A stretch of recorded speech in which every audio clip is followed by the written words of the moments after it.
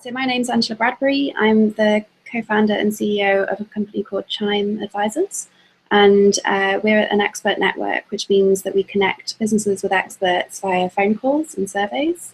It usually tends to be management consulting firms and private equity. They'll be doing research into something very specific, and we help them by putting them in touch with experts who can kind of give them a rundown of the particular field they're looking into. Prior to that, I headed up the UK for a company called HomeJoy, which was a startup based in Silicon Valley, and it was a kind of Uber for home cleaning. So similar to the likes of Hassel and Handy, and I launched them in the UK and scaled it from there.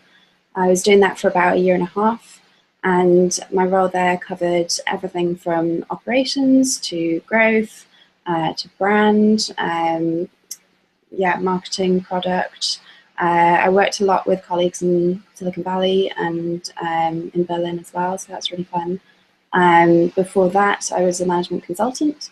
So I worked at McKinsey for a couple of years, where I did kind of general strategy and management consultancy, where I also learned a lot, but in very different ways. And before that, I did my degree at Cambridge University, which was a bachelor's and master's in natural sciences, which is a kind of umbrella degree for all of the sciences at Cambridge.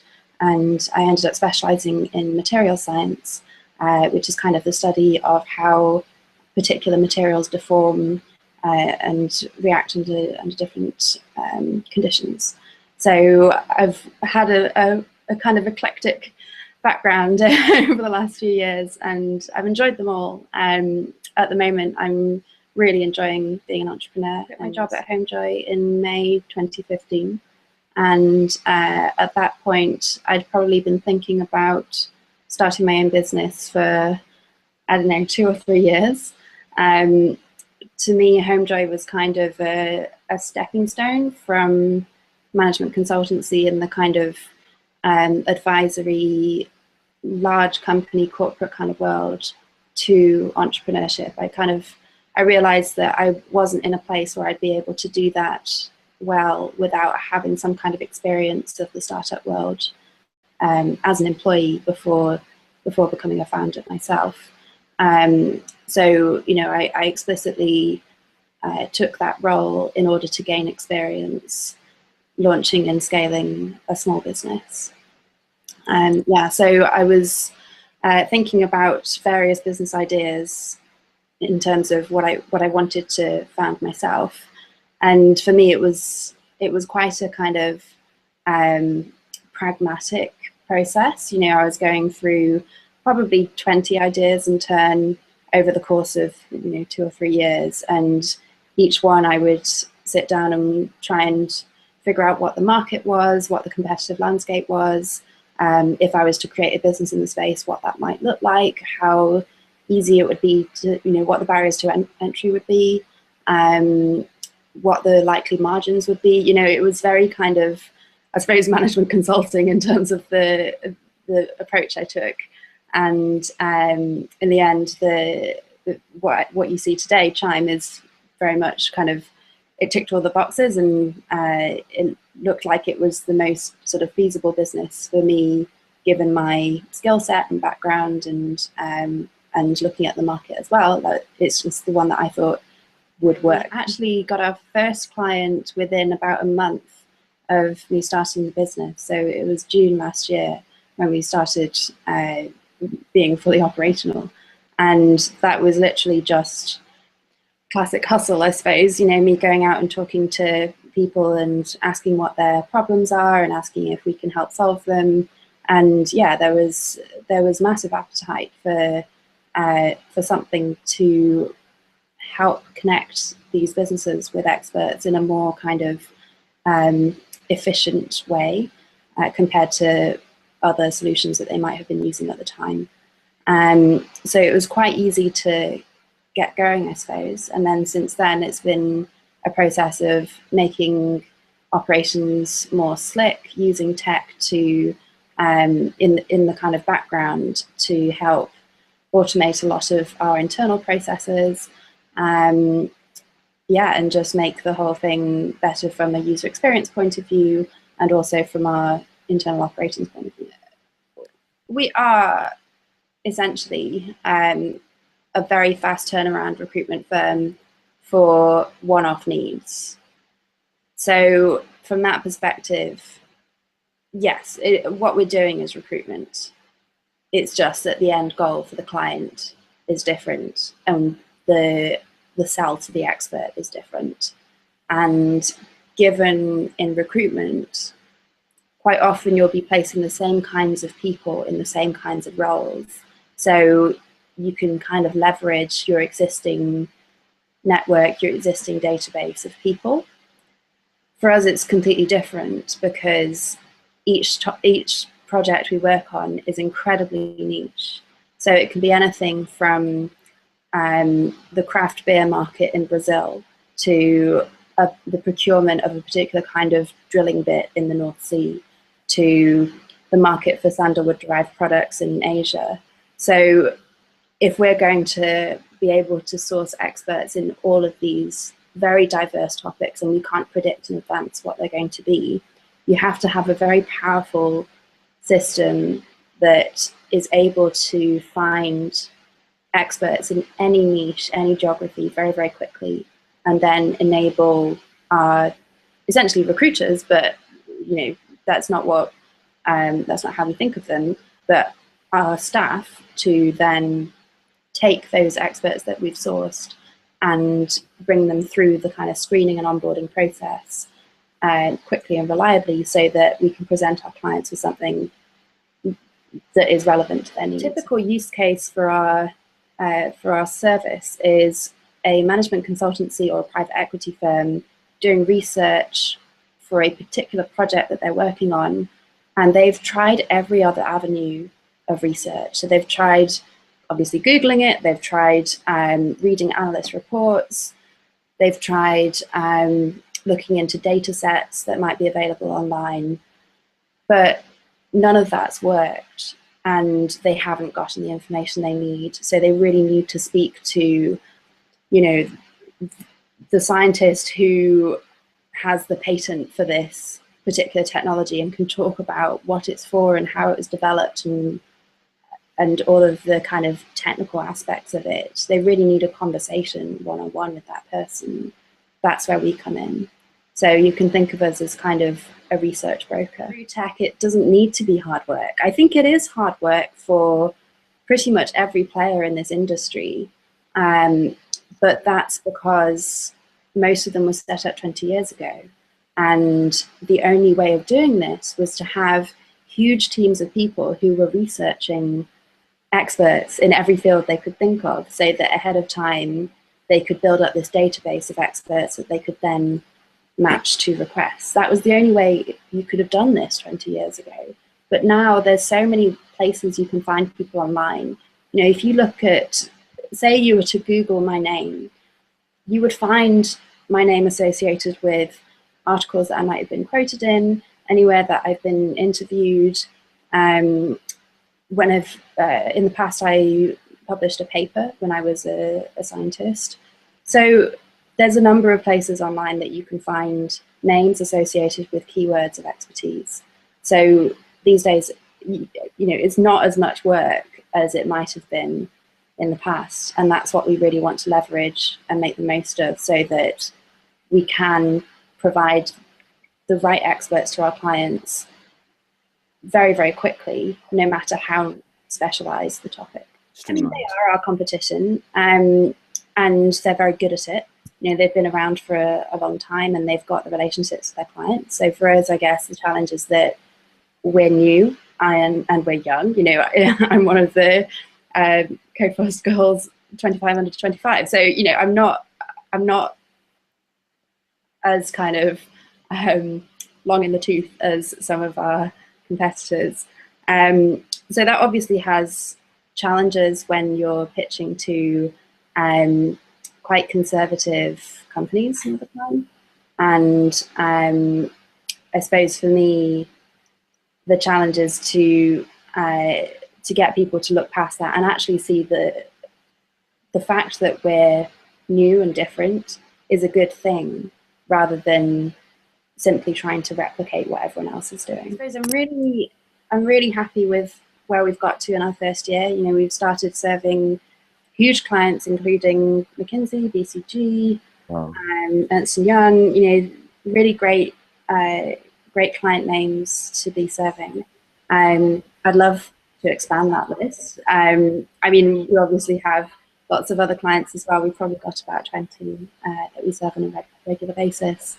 So yeah, just kind of expanding it from there, I suppose, serving more clients, making improvements to our user experience and to our internal operations. I think there's lots that we can do to make the whole thing a bit more efficient and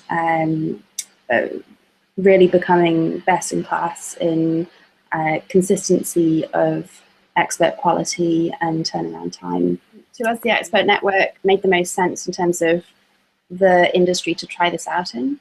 And long term, I can see our technology and our processes being applied to recruitment, particularly in kind of specialist roles, but also for things like lead generation, partnerships, networking, even any kind of relationship where people are looking to connect with people they don't already know with a very particular profile or background. We could help with that in any field, in any kind of circumstance. So I'd really love to expand what we're doing and apply that to a whole range of situations. Definitely. I became aware of CodeFirstGirls because of the connection with Entrepreneur First. So I was at McKinsey with Alice Bentinck and Matt Clifford. We didn't overlap for very long because I joined shortly before they left. So we were kind of a couple of years apart in age. And I was very aware of Entrepreneur First as it was being set up, and there was a lot of buzz about it within McKinsey and within our kind of network, alumni. So I've been kind of following their progress, and it's great to see that they were awarded with an MBE, which was announced last week as well. So yeah, really fantastic to have followed that ever since the beginning, I guess. And so yeah, I became aware of CodeFirstGirls as through that connection with Entrepreneur First, and was just kind of aware of it as an organization, I guess. I haven't actually participated in any of their courses or anything, and I saw the 2014-2015 list of OnesToWatch that came out, and I thought, it sounds like something that I might be relevant for. So the next time it came up, then I put myself forward and was really delighted to be chosen. No one's perfect. No one fits the criteria for something every single time. So you may as well just put yourself forward and see what happens. What's the worst that can happen, right?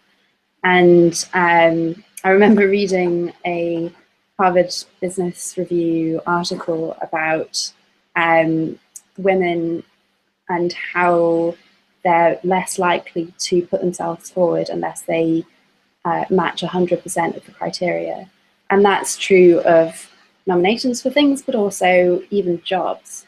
So if someone's looking for a new role, they're going to apply to much fewer opportunities, far fewer opportunities compared to an equivalent man with the same skill set, because, I mean, this is obviously generalizing, but statistically the research showed that across a large number of people, men would tend to put themselves forward if they matched, I think, something like 60–70% of the criteria. And that really resonated with me, actually. I remember thinking about similar situations I've been in the past and thinking, oh, well, there's that thing and that thing that I don't quite qualify for, so I won't bother with that. There's no way they'll consider me. So I just started, particularly after reading that, I started just putting myself forward for more things and not worrying so much about my application being perfect every time. And yeah, that's been really great because it got me my CodeFirstGirls nomination. It's kind of also the beauty of being an entrepreneur, the fact that there are 1,000,001 ways to make something happen. So if you have a vision for where you want your company to be in 10 years' time, there's probably 100 different routes to get there. And I think that's kind of amazing to me. I really like that that sort of image in my head of the fact that all of these different paths can lead to the same thing, or maybe they'll lead to different things that you'd never really thought of and end up being better. I suppose one of the reasons I didn't pursue a career in a more kind of traditional path was that it felt very constraining to me. It felt very kind of, these are the steps that you need to take, and if you hit these goals in this kind of period, and if you demonstrate these kinds of achievements, then you will get the promotion to the next stage, and then you can do it all again. You're going to have a new set of achievements and things to demonstrate, and then you'll get to the next promotion. And it just felt a bit kind of, really? Is that going to be my life? Is that what I want to be my life? And no, I think I'm more creative than that. And it took a while for me to accept or to appreciate that about myself, because I've never seen myself as a creative person. I'm not an artist or a writer or a musician. I mean, I play music, but it's for fun. So I've never really had that in my identity as being creative. But I think being an entrepreneur is being creative in just the same ways. You're starting with nothing and you're making something, and there's so many different things you can make in so many different ways, and it's up to you how you go about crafting that. And yeah, you'll make mistakes that you don't like, and you'll have to try and erase them and paper over them, and maybe scrap the whole thing and start from scratch again. But that's what I really love. And I think all entrepreneurs are creators and builders. I think it's very similar to architecture in a way. You're kind of, you have this vision for the thing that you want to build, and there's so many ways you can make that beautiful. But you've also got to think about the structural integrity and make sure that it's going to be long-lasting as well. Why I think I'm suited to tech startup world or the life as an entrepreneur. And I think a lot of it is just, I really, really value my own autonomy. And it's taken me a long time to realize that. But essentially, when I look at the times when I've been happiest in my life, it's when I've been able to make my own decisions about, it could be as small as what I'm going to have for breakfast, but if I feel like my life is being dictated by other people, or I'm having to fall into someone else's very confining construct and sort of play someone else's game, that's when I'm really not happy. So realizing that about myself really helped me make that jump from an employee to not having a job and trying to start a business. It was a very, very daunting prospect to begin with, but realizing that it was actually going to make me a lot happier, that was the thing that gave me the final push and enabled me to do that. And I've never looked back. So I'd say if you're also the kind of person who really enjoys being independent, if you want to carve your own path and you don't want to do that in a very kind of confined way, then do it. Just quit your job, find something you can make some money out of, and start doing it. And you'll learn so quickly how to make that scalable and how to bring on the right people to help you do that, and how to get people to back you if that's what you need. But that's the way I'd look at it. It's going to make you happier, not it's going to be scary and really hard. I mean, it is scary and really hard, but overall it's made me happier, so do it. I suppose tactically, the thing that's helped me the most is learning how to ask questions. I think if you can get really good at asking questions in pretty much every context. So for example, I mean, even you interviewing me right now, you're asking really good questions. And that means that you're getting the most out of our conversation. It means that you're understanding lots about me and my background and things that are relevant to you, but also, you know, we've gone off on tangents and we've had a really great conversation. But even if you're in a very kind of specific context where you're trying to get something out of what you're doing. So for example, if you're trying to sell something to someone, then the first thing to do is just ask questions. What do you care about? What are you doing at the moment? How are you solving this problem at the moment? What would be the ideal thing to help you with that? And then if you can answer all of those questions with, oh, well, I think this thing that I've got might actually help you, then they love that because you're actually listening to them and you're giving them something that is valuable to them, rather than just going in there and saying, I've got this thing, why don't you buy it? Well, no one's going to respond well to that. And in so many other contexts as well. So if you're managing someone, then you need to ask them questions about what's important to them and what they're really good at. If you're being managed by someone, then you need to ask questions about what they want you to do and clarify that. If you're going to someone for advice, obviously you need to ask really well-phrased questions so they know how they can help you.